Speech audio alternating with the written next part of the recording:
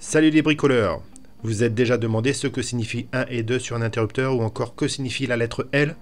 Aujourd'hui on décode ensemble tout ça pour éviter les erreurs de branchement.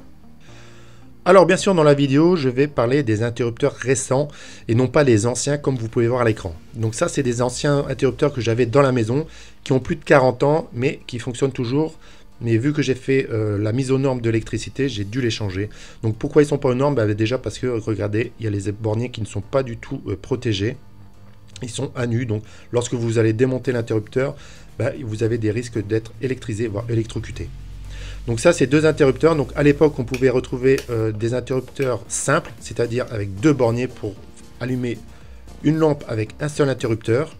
Et on retrouvait aussi, on pouvait se fournir en interrupteur va-et-vient, donc qui sont facilement repérables avec les trois borniers, donc qui permettaient de faire un allumage d'une lampe par deux interrupteurs. De nos jours, on trouve principalement des va-et-vient dans le commerce. Les interrupteurs simples sont devenus plutôt rares car les fabricants privilégient la polyvalence des va-et-vient qui peuvent aussi fonctionner en interrupteurs simples. Donc là, passons aux interrupteurs qui sont aux normes. Donc là, pour vous montrer, j'ai pris deux types d'interrupteurs qui sont différents au niveau de leur usage. Donc là, un qui est plutôt à l'intérieur et un autre qu'on utilise plutôt à l'extérieur ou dans les endroits humides. C'était surtout pour vous montrer qu'on peut avoir des dispositions différentes au niveau des borniers. Mais cela ne change à rien au niveau de l'utilisation. Donc au dos de votre interrupteur, vous avez plusieurs bornes marquées 1, 2 et la lettre L. Et parfois, vous pouvez avoir la lettre N.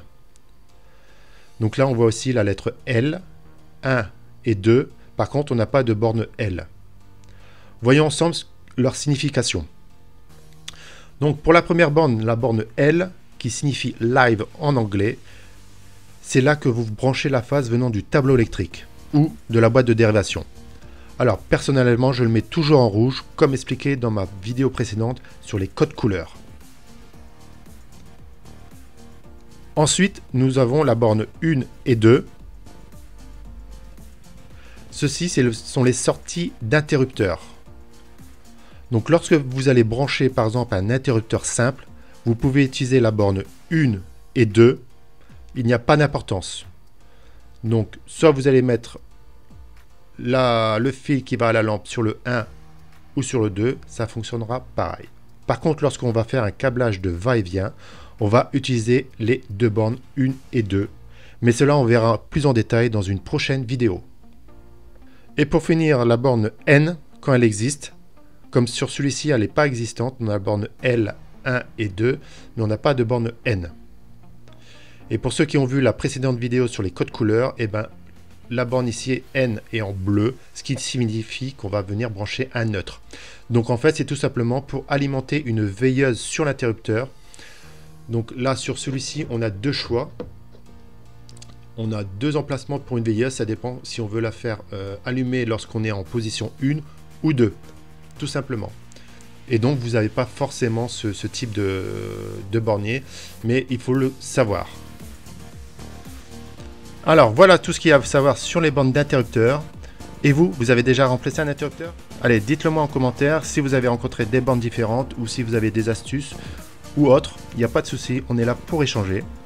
Et je vous dis merci d'avoir suivi cette vidéo, j'espère qu'elle vous sera utile pour vos branchements électriques. Et rappelez-vous qu'on se retrouve très bientôt pour apprendre à câbler un va-et-vient. A bientôt les bricoleurs et n'oubliez pas de vous abonner et de liker. Ciao ciao!